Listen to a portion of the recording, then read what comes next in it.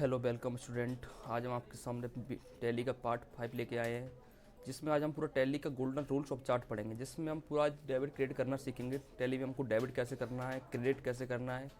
ये वीडियो देखने के बाद आपको डेबिट क्रेडिट के रूल्स में कभी कोई समस्या नहीं आएगी और आप डेबिट क्रेडिट के रूल्स को बहुत आसानी से समझेंगे आज हम इनको, और आप डेबिट क्रेडिट को बहुत आसानी से कर सकते हो। उसमें आपको हम सिखाएंगे यहाँ पे कि डेबिट क्या करना है और हमको क्रेडिट क्या करना है। इन रूल्सों में ज़्यादातर देखा जाता है काफ़ी समस्या होती है सब लोगों को डेबिट क्रेडिट करने में, लेकिन आज ये वीडियो देखने के बाद आपको डेबिट क्रेडिट में कोई समस्या नहीं होगी। हमारा टैली का पार्ट 5 देखने से पहले आपको टैली का पार्ट 4 देखना है और उससे पहले सारी वीडियो देखना है। उसके बाद आपको टैली का पार्ट 5 देखना है हमारा tally golden rules of chart. इसमें हम सारे गोल्डन रूल्स बताएंगे जो टैली के डेबिट टैली में आते हैं और उनसे उन्हीं की सहायता से हम डेबिट क्रेडिट बहुत आसानी से करते हैं। और आपको किसी भी तरह की डेबिट क्रेडिट करने में कोई भी समस्या है तो आप डिस्क्रिप्शन बॉक्स में हमारा नंबर दिया गया है, वहाँ पे आप पर्सनली हमको कांटेक्ट कर सकते हैं। और आपको इस रूल्सों की हमारी पीडीएफ फाइल चाहिए तो नंबर पे आप कांटेक्ट करके हमसे पीडीएफ फाइल भी ले सकते हैं। और आपको हमारे चैनल को सब्सक्राइब करना है, वीडियो को शेयर करना है, वीडियो को लाइक करना है। चलो हम सीखते हैं टैली के गोल्डन रूल्स ऑफ चार्ट। इससे पहले हमने पार्ट 4 देखा था, उसमें हमने आपको लेजर बनाना सिखाया था, ग्रुप बनाना सिखाया था, स्टॉक आइटम बनाना सिखाया था, स्टॉक ग्रुप बनाना सिखाया था उससे पहले वीडियो में। इस वाली वीडियो में देखेंगे उनको डेबिट क्रेडिट कैसे करते हैं। देखो देखो यहाँ पे दिया गया है ग्रुप। हाँ, टैली के अंदर जो हमारे ग्रुप्स होते हैं उनकी संख्या होती है 28। टैली में जो हमारे ग्रुप्स होते हैं, देखो वो उन ग्रुपों की संख्या होती है 28। टैली में जो ग्रुप होते हैं हमारे उनकी संख्या 28 होती है। इनमें 11 ग्रुप होते हैं लाइबिलिटी के, 11 ग्रुप होते हैं असेस्ट के, 3 ग्रुप होते हैं एक्सपेंस के, 3 ग्रुप होते हैं हमारे इनकम के। देखो ये 11 ग्रुप हमारी लाइबिलिटी के होते हैं। लाइबिलिटी क्या होती है? जिस कंपनी से मांगने वाले, जो लोग कंपनी से रुपये मांगेंगे उनको हम बोलते हैं लाइबिलिटी। अगर कोई एंट्री हमारी इन ग्रुपों के अंदर आ रही है तो उसको आपको हमेशा क्रेडिट करना है। देखो यहाँ पे लिखा है credit stand for creds. Credit but अगर ये चीज़ बढ़ती है, अगर इन ग्रुपों की चीज़ बढ़ती है तो इनको आपको हमेशा क्रेडिट करना है। जिनका क्रेडिट इंक्रीज बढ़ने पर क्रेडिट करो बढ़ने पर, और अगर घटती है तो आपको डेबिट करना है। अगर आपका बैंक ओडी अकाउंट जो हमारी लाइबिलिटी के अंदर आता है, कैपिटल अकाउंट जो हमारी लाइबिलिटी के अंदर आता है, करंट लाइबिलिटी, लोन लाइबिलिटी, अगर हमने किसी से लोन लिया है तो आपको लोन चुकाना पड़ेगा क्योंकि जो हमारी लाइबिलिटी बनती है। अगर कोई एंट्री इन ग्रुपों के अंदर जाती है तो आपको हमेशा क्रेडिट करना है, क्योंकि जो हमारे 11 ग्रुप होते हैं हमारी लाइबिलिटी के होते हैं। अगर जब भी हमारी लाइबिलिटी बढ़ती है तो उसको हमेशा क्रेडिट किया जाता है, और लाइबिलिटी घटती है तो हमको हमेशा डेबिट किया जाता है। इन रूल्सों को आपको यहाँ पे समझना है। देखो अगर कोई इन ग्रुपों कोई इन 11 ग्रुप में किसी के अंदर जाती है तो वो हमेशा हमारा क्रेडिट होगा। ड्यूटीज एंड टैक्स भी हमारा क्रेडिट होगा। देखो सन्डी क्रेडिटर्स, लेनदार, अगर हमने किसी से माल खरीदा तो सन्डी क्रेडिटर्स के अंदर जाएगा, क्योंकि हमने किसी से माल खरीदा तो उसको हम पैसा देना पड़ेगा, तो उसको सन्डी क्रेडिटर्स ग्रुप में हमको डालेंगे। तो इस तरह से आपके 11 group, loan liability, current liability, pro reserve surplus, retained earnings, record loan, इस duties and tax, unsecured loan, ये आपके 11 ग्रुप कंप्लीट लाइबिलिटी के होते हैं। फिर आते हैं 11 ग्रुप असेस्ट के। एसेस्ट क्या होती है? जो हमारी संपत्तियाँ होती हैं उनको हम एसेस्ट बोलते हैं। जब भी हमारी संपत्ति बढ़ती है तो आपको डेबिट करना है। देखो जो यहाँ पे लिखा है debit stand for debtors, debit बढ़ने पर, और क्रेडिट करना है घटने पर। अगर आपकी एसेस्ट बढ़ती है तो आपको डेबिट करना है, और घटती है तो आपको क्रेडिट करना है। देखो यहाँ पे लिखा है कंपनी की संपत्ति या कंपनी को देने वाले।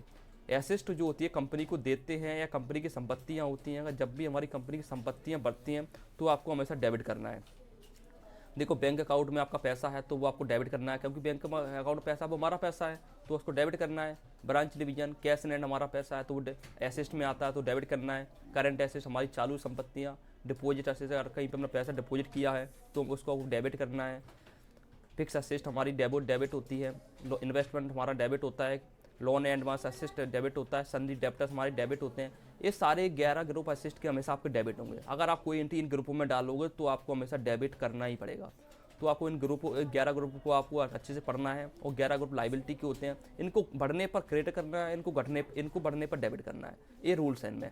आपको कोई एंट्री इन ग्रुपों के अंदर आप डालोगे तो वो आपकी हमेशा डेबिट होगी। क्यों डेबिट होगी? क्योंकि जो हमारा इनका जो नेचर होता है वो हमारा एसेस्ट का होता है, यानी संपत्ति का होता है। जब भी हमारी एसेस्ट बढ़ती है, यानी जब भी हमारी संपत्ति बढ़ती है तो आपको डेबिट करना है, घटती है तो आपको क्रेडिट करना है। इन 11 ग्रुपों पर ही हमारी टैली चलेगी एसेस्ट के अंदर। उसके बाद 3 आते ग्रुप आते हैं हमारे एक्सपेंसेस के, जो हमारे खर्चे होते हैं। परचेस, अगर हम माल परचेस करते हैं तो आपको क्या करना है? तो हमारा एक्सपेंस होता है, नहीं हमारा खर्चा होता है। जब कभी हम, जैसे हमने कोई 10,000 रुपये का माल खरीदा तो हम कभी बोलते हैं आज हमारा 10,000 का खर्चा हो गया, तो परचेस अकाउंट का जो नेचर होता है वो खर्चे का होता है।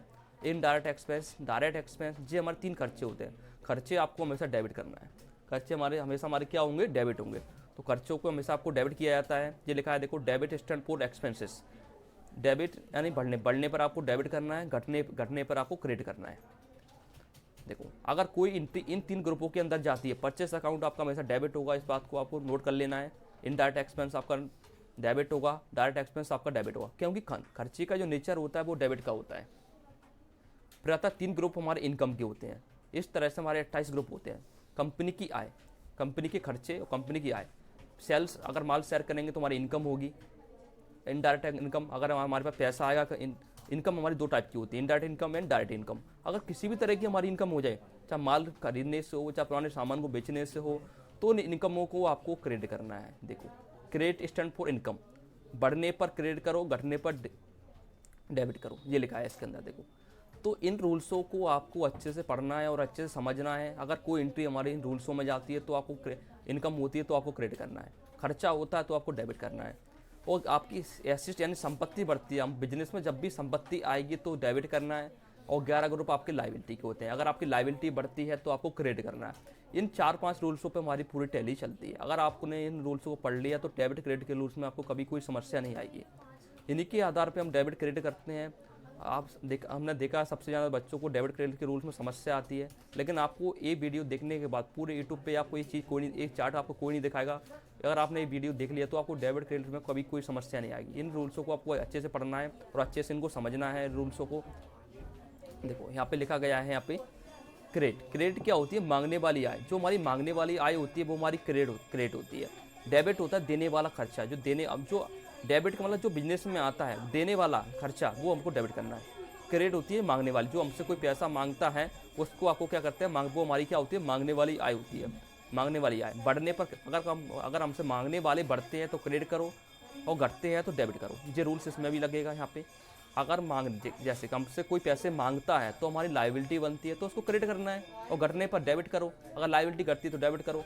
डेबिट होता है देने वाला खर्चा, अगर हमारे देने वाले खर्चे बढ़ते हैं तो डेबिट करो, घटते हैं तो क्रेडिट करो। ये रूल्स आपको इसमें करना है। चलो अब लेके चलते हैं हम अपने मोस्ट इंपॉर्टेंट रूल्स, जिनके आधार पर आप डेबिट क्रेडिट कर सकते हैं। अब आपको हम वो रूल्स दिखाएंगे।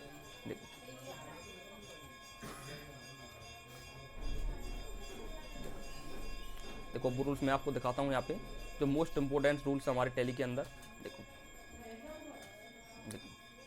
देखो ये क्या है, most important credit and debit rules. इन रूल्सों को आपको रट लेना है सोते जागते। जब भी हमसे कोई पूछे सोते जागते में, तो आपको क्रेडिट डेबिट में कोई समस्या नहीं आएगी।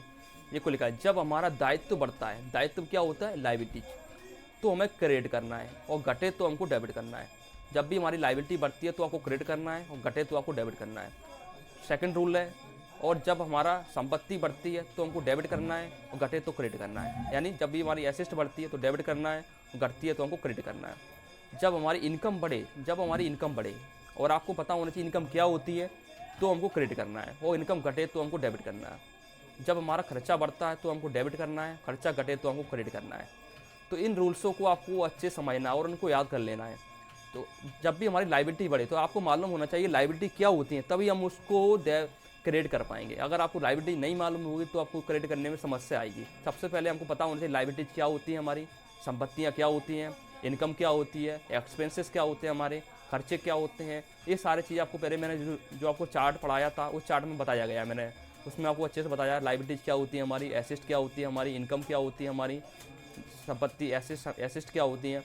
उसके बाद आपको ये रूल्सों में पढ़ के, इनको 4 रूल्स हमारे मोस्ट इंपॉर्टेंट रूल्स हैं। अगर इन रूल्स को आपने पढ़ लिया तो आपको कोई समस्या नहीं आएगी डेबिट क्रेडिट करने में, और आप आसानी से डेबिट क्रेडिट कर सकते हैं। चलो आज की वीडियो में हमने देखा टैली के most important rule credit debit. ये वीडियो आपको पूरी देखने के बाद आपको कभी क्रेडिट डेबिट में आपको समस्या नहीं आएगी। इसके बाद हम पार्ट 6 लेके आएंगे, जिसमें हम पढ़ेंगे यहाँ पे अंडर ग्रुप ऑफ टैली। अगला वीडियो होगा हमारा अंडर ग्रुप टैली, और यहाँ से हम अपनी एंट्री बनाना सीखेंगे। एंट्री बनाएंगे हम विथ जनरल एंट्री रजिस्टर पे भी बनाएंगे अपने, और हम कंप्यूटर में बना के एंट्री से दिखाएंगे आपको। थ्योरी विद प्रैक्टिकल होगा अगला वीडियो हमारा, जिसमें हम आपको पूरा वीडियो देखना आप उसमें आपको एंट्री बनाना हम सिखाएंगे। टैली के अंदर कैसे एंट्री बनाई जाती है, पूरे आपको ग्रुप 28 के 28 जो ग्रुप होते हैं उनमें एंट्री बनाना सिखाएंगे। आप उनमें एंट्री जब भी बना सकते हैं जब आपको क्रेडिट डेबिट के नियम होंगे। तो आपको सबसे पहले क्रेडिट डेबिट के जो नियम है इनको आपको रट लेना है, तभी आप उनमें एंट्री बना पाएंगे। क्योंकि जो जनरल एंट्री होती है वो क्रेडिट डेबिट के नियम के आधार पर ही बनाई जाती है। उन नियमों को आपको अच्छे से पढ़ना है, तभी हम उन एंट्री को बना पाएंगे। तो अगला पार्ट हमारा जल्द आएगा, पार्ट 6 होगा हमारा, उसमें हम अच्छे से पढ़ेंगे यहाँ पे एंट्री बनाना। टैली के अंदर एंट्री, पहले हम उन एंट्री को अपने पेपर वर्क में बनाएंगे, यानी हम उसको जनरल एंट्री बनाएंगे अपने रफ रजिस्टर में। जनरल एंट्री बनाने के बाद उसको हम टैली के अंदर पोस्टिंग करेंगे, टैली में एंट्री को कैसे बनाते हैं, तो आपको टैली में कोई समस्या नहीं आएगी एंट्री बनाने के बाद। अच्छा, उसके बाद हम नेक्स्ट वीडियो लेकर आएंगे अपना